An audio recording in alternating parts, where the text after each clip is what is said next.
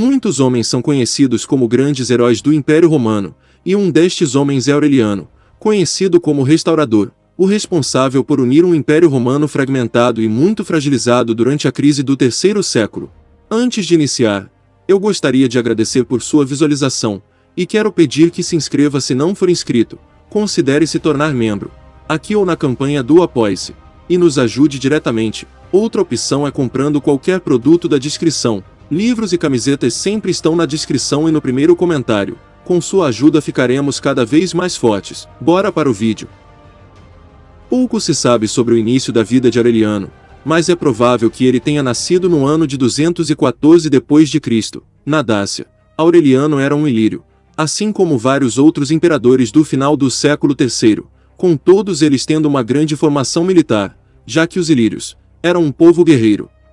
Aureliano veio de uma família humilde. Seu pai era um cultivador de terras, provavelmente um veterano de guerra.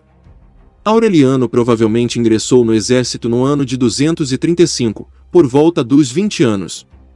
Quaisquer que sejam suas origens, Aureliano certamente deve ter construído uma reputação muito sólida de competência militar durante os tumultuados meados do século. Ele pode ter sido da cavalaria de Galiano, e se destacou como oficial desta unidade de elite. Em 268, Aureliano e sua cavalaria participaram da vitória do general Cláudio sobre os godos na Batalha de Naísso. Após o assassinato de Galiano, Cláudio Gótico se tornou o novo imperador.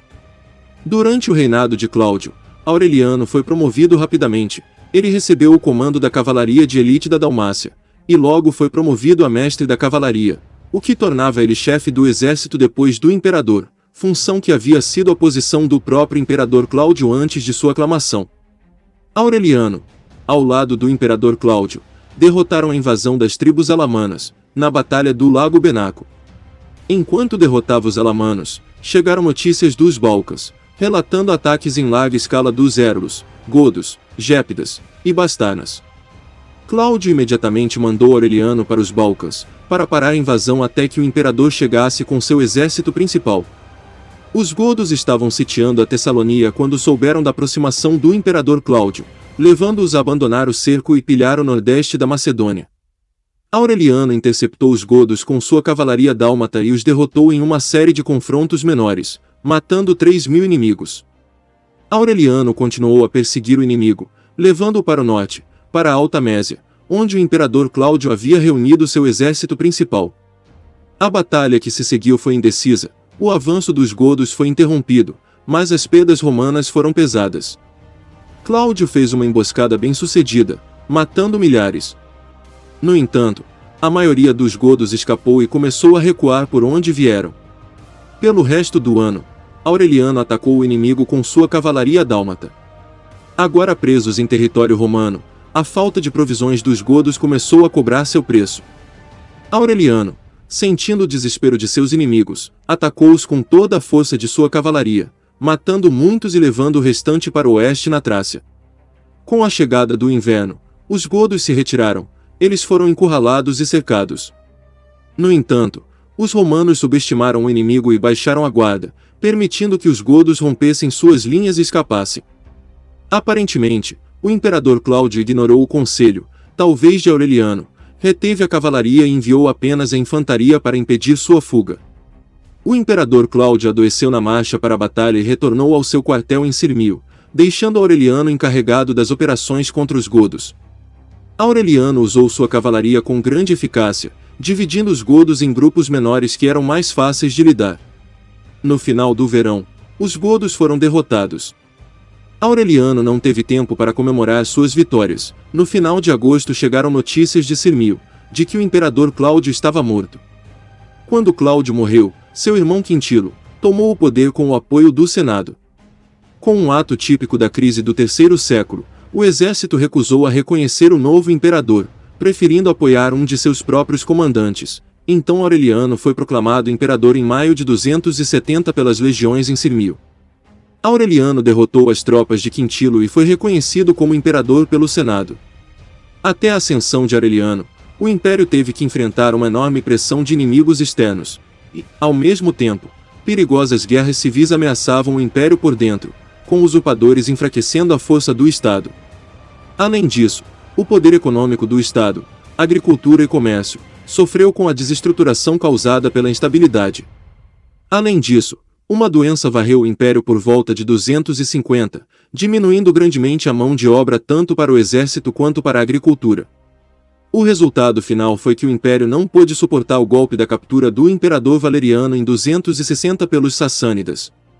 As províncias orientais encontraram seus protetores nos governantes da cidade de Palmira, na Síria, cuja autonomia cresceu até a formação do Império Palmirense, que teve sucesso na defesa contra a ameaça sassânida.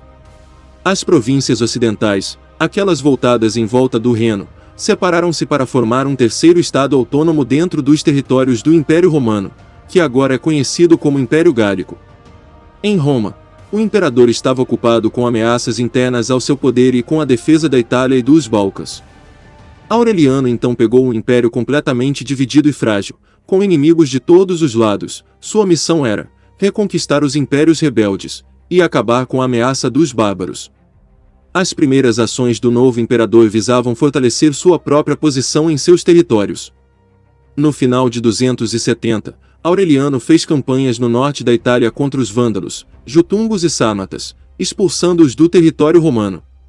Para comemorar essas vitórias, Aureliano ganhou o título de Germânicos Máximos. A autoridade do imperador foi desafiada por vários usurpadores. Septímio, Urbano, Domiciano e a rebelião de Felicissimus, que tentou explorar a sensação de insegurança do império e a influência esmagadora dos exércitos na política romana.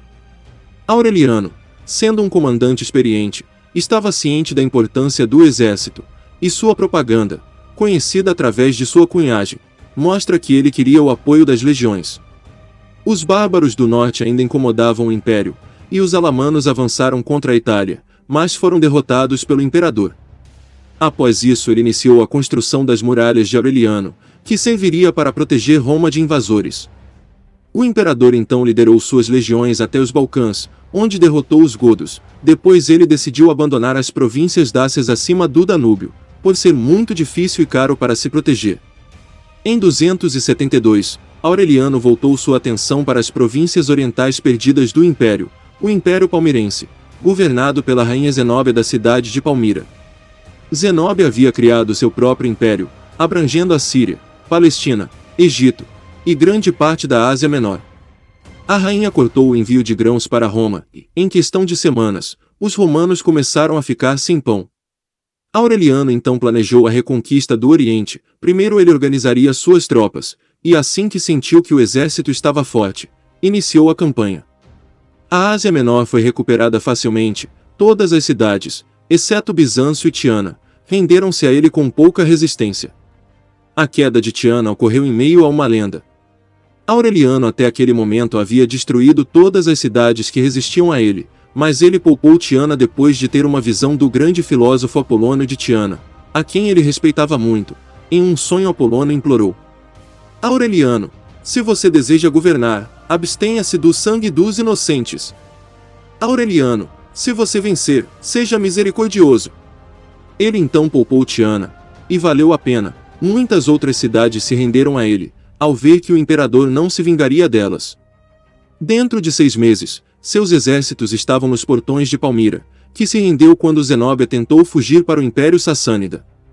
Zenóbia e seu filho foram capturados e obrigados a andar pelas ruas de Roma em seu triunfo. Zenóbia foi acorrentada com correntes de ouro. Com os depósitos de grãos mais uma vez enviados para Roma, os soldados de Aureliano distribuíram pão de graça para os cidadãos da cidade, e o imperador foi saudado como herói por seus súditos. Após um breve confronto com os persas e outro no Egito contra o usurpador Firmus, Aureliano foi obrigado a retornar a Palmira em 273, quando a cidade se rebelou mais uma vez. Desta vez, Aureliano permitiu que seus soldados saqueassem a cidade, e Palmira nunca se recuperou. Mais honras vieram em seu caminho. Ele agora era conhecido como restaurador do Oriente. Após recuperar o Oriente, Aureliano miraria para o Império Gálico. O imperador Cláudio Gótico já havia dado um grande golpe nesse império. Agora Aureliano queria o conquistar de vez. Ele partiu em 274. Aureliano venceu essa campanha em grande parte por meio da diplomacia. O imperador gaulês Tétrico não queria ir contra Aureliano, então ele desertou para o acampamento romano, e praticamente entregou a batalha para Aureliano, que venceu facilmente. Tétrico foi recompensado pelo ato, e o transformou em senador. Aureliano retornou para Roma, e ganhou seu último título do Senado, o título de restaurador do mundo.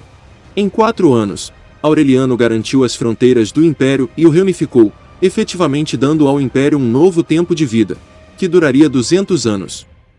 As fronteiras firmadas por Aureliano seriam a base até a queda do Império. Ele foi responsável por muitas reformas, fazendo a economia do Império renascer. Ele levou prosperidade de volta ao Império. Aureliano reforçou a crença do povo no Deus Sol Invictus. Após a morte de 2 reis sassânidas, subiu ao trono Vararanes I, um rei considerado fraco. Com isso, Aureliano viu uma oportunidade para atacar o Império Sassânida, e em 275, Aureliano partiu para outra campanha contra os sassânidas. No caminho, reprimiu uma revolta na Gália, e derrotou saqueadores bárbaros na Germânia. No entanto, Aureliano nunca chegou à Pérsia, pois foi assassinado enquanto esperava na Trácia para atravessar para a Ásia Menor. Como administrador, ele era rigoroso e aplicava punições severas a oficiais e soldados corruptos. Um secretário do imperador iria ser punido, então ele decidiu inventar um documento dizendo que o imperador iria punir várias pessoas do alto escalão, principalmente pretorianos. Temendo a punição do imperador, eles o assassinaram em setembro de 275, na Trácia. Mesmo com sua morte precoce, Aureliano conseguiu reunificar e fortificar o Império Romano. Sem suas campanhas, possivelmente o Império teria caído muito mais rapidamente. Ele deu um passo importante para acabar com a crise do 3º século. Com certeza ele foi um dos maiores imperadores de Roma, um homem que colocou sua nação acima dele mesmo. O imperador então seria lembrado como Aureliano, o Restaurador. Muito obrigado a todos vocês que assistiram até aqui, espero que tenham gostado. Se gostou, deixe seu like e compartilhe com o máximo de pessoas que puder. E não esqueça de nos seguir no Instagram. Conto com vocês. Fiquem com Deus e até o próximo vídeo.